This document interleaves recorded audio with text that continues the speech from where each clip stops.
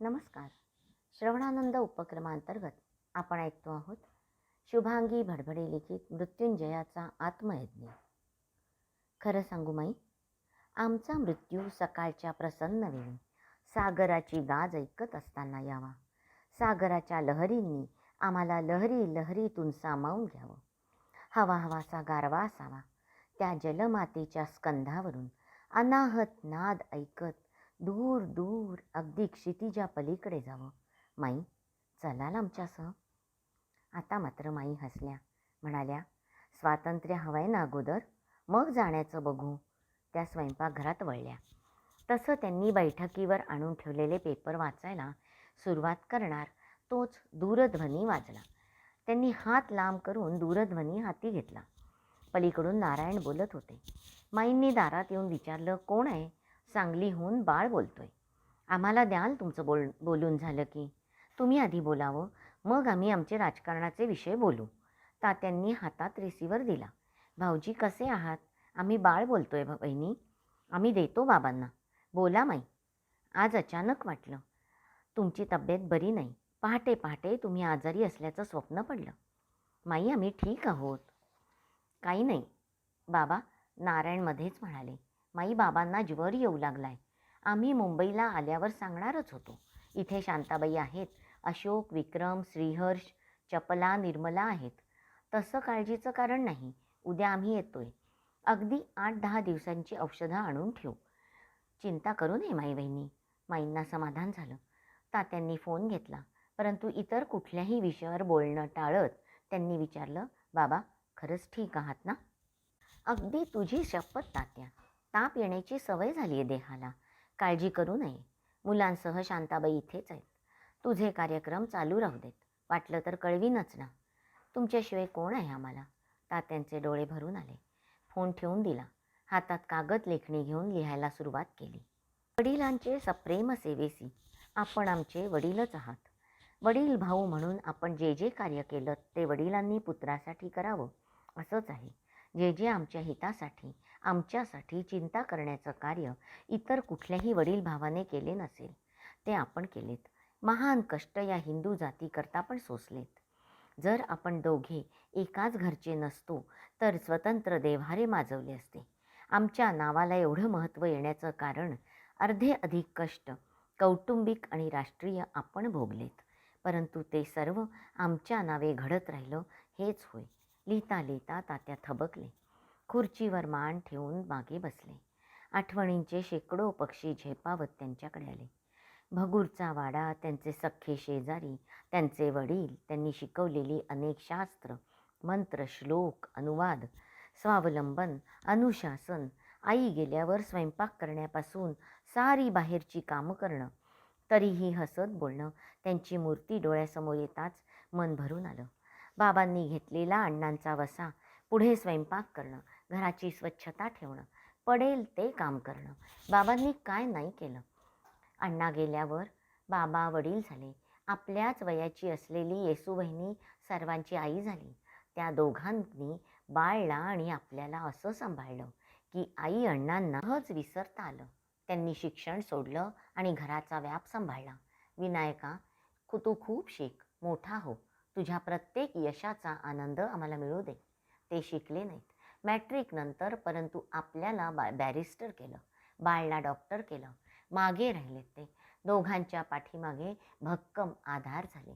मित्रमंडळ, अभिनव भारत, क्रांती योजना यात ते सहभागी होऊन आपलं कार्य सतत पुढे नेत राहिले.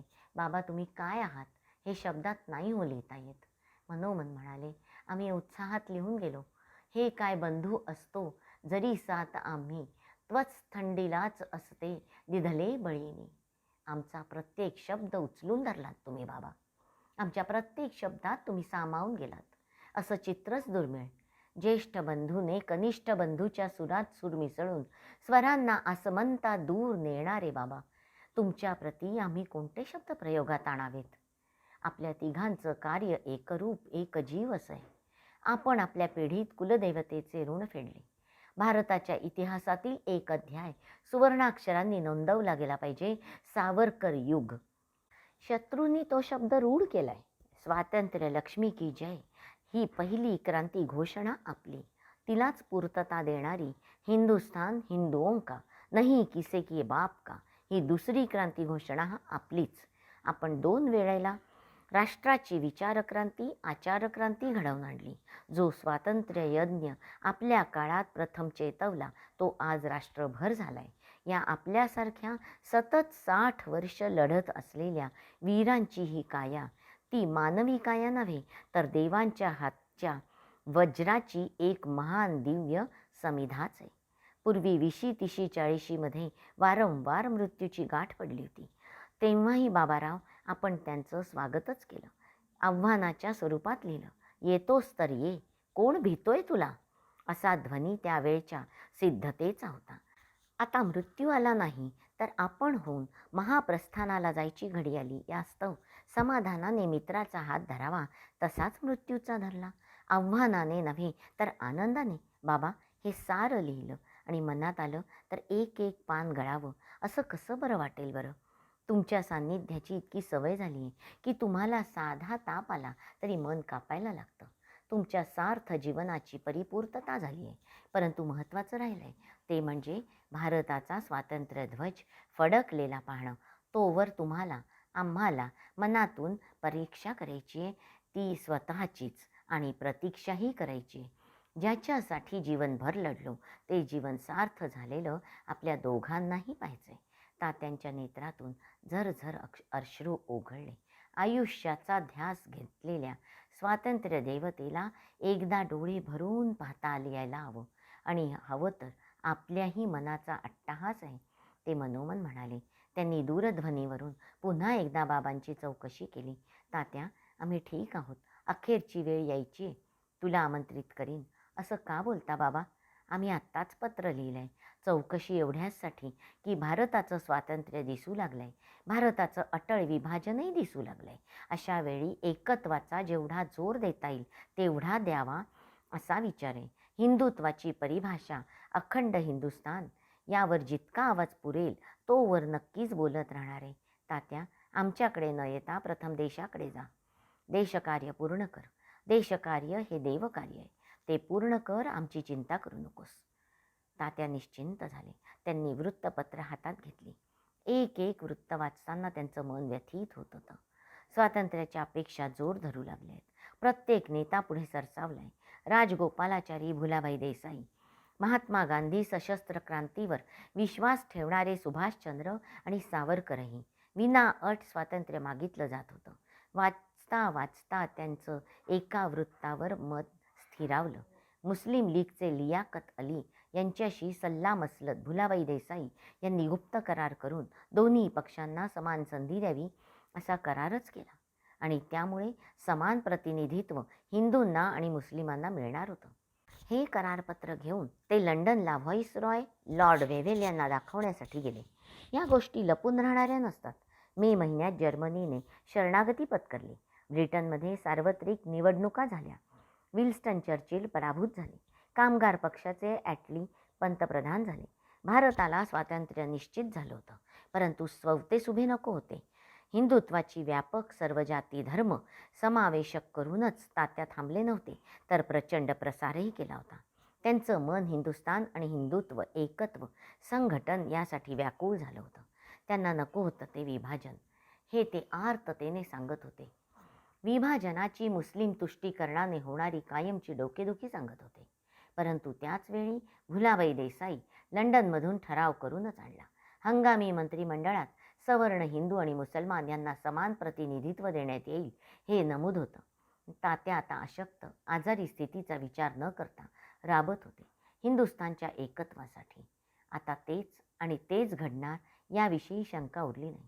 मनातून कळवळले, माते, आम्ही आमच्या जीवाच्या कराराने अविश्रांत प्रयत्न केला, परंतु तू साक्षी आहेस आमच्या परिश्रमाला. परंतु शाळा कॉलेजमध्ये प्रथम येणारे आम्ही पराजित झालो आहोत.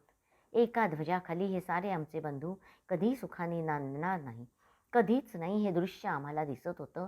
म्हणूनच हा आटापिटा होता. माते, आम्ही पराजित झालो ते आजच्यासाठी नव्हे, आम्ही नेहमीसाठी मानेवर जोखड घेऊन चालणार आहोत याचं परम दुःख आम्हाला होत आहे. आम्ही पुढे नसू, परंतु आमच्या मातेला नित्य सुखात आनंदात ठेवायचं स्वप्न मात्र आज धुळीला मिळाले. 8 दिवस तात्या तापाने फणफणले होते. शरीर प्रकृती इतक्या देशभरात फिरून थकली होती. त्यातच मनावर ताण होता. नारायणराव मनापासून सेवा करत होते. बाळभाऊजी, सांगलीला भाऊजींची, इकडे यांची सेवा करता आहात. कार्यकर्ता म्हणून शांत प्रसन्न मनाने कार्य करता आहात. मनापासून म्हणतो आम्ही, तुमचं देव भलं करो. माई बहिणी, असा आशीर्वाद दिल्याने 2 ज्येष्ठ बंधूंच्या छत्राखाली आम्ही स्वतः प्रसन्न आहोत. इतक्यात बाबांची प्रकृती बरी राहत नाही आणि नको म्हटलं तरी तात्या अधिक श्रम घेतात. चिंतेचं कारणच आहे. माई काही बोलल्या नाही. त्यांनाही तात्यांची भारतभर फिरण्यामागची तळमळ कळत होती. 8 दिवसच गेले असतील नसतील, तोच नारायणचा सांगलीहून दूरध्वनी आला. बाबांना तात्यांना भेटायची आत्यंतिक इच्छा आहे. नारायण नेहमीप्रमाणे शनिवार रविवार तिथेच असायचे. यावेळी सोमवार गेला, मंगळवार गेला तरी आले नाही. मनातून तात्या संचित झाले होते. माई, आठवडाभर सांगलीला जाऊन येऊ. अहो, पण आपली तब्येत. दूरध्वनी आला होता. त्या काही बोलल्या नाही. सांगलीला बाबा डोळ्यात प्राण आणून त्यांची प्रतीक्षा करत होते. तात्यांना पाहताच कसे बसे उठून बसले. ये विनायका ये. कितीतरी वर्षांनी विनायका ही हाक मारली. तात्यांचे डोळे भरून आले. ते बाबांच्या पलंगावर बसले. बाबांनी त्यांचा हात हातात घेतला. त्यांचा तो पित्याचा स्पर्श अनुभवताना तात्यांना अनावर झालं. विनायका, तुझी प्रकृती खूप खालावली रे. अविश्रांत परिश्रम घेतलेस. फिरलास, अखंड बोललास. आम्हाला आठवतात तुझ्या अनेक गोष्टी. त्याच सोबत जगत असतो. परंतु आता नीटसं नाही वाटत जगेन. असं का म्हणता? तुझी स्वप्न आमची होती, बाळची होती. भारतभूमीचं स्वातंत्र्य आम्हाला सतत दिसते. ती स्वतंत्र झालेली भारत माता, मातृभूमी, आणि तुझ्या शब्दात सांगायचं तर पितृभूमीही आणि पुण्यभूमीही. कुठल्याही स्थितीत माता स्वतंत्र होणार. आम्हाला दिसते ना ती.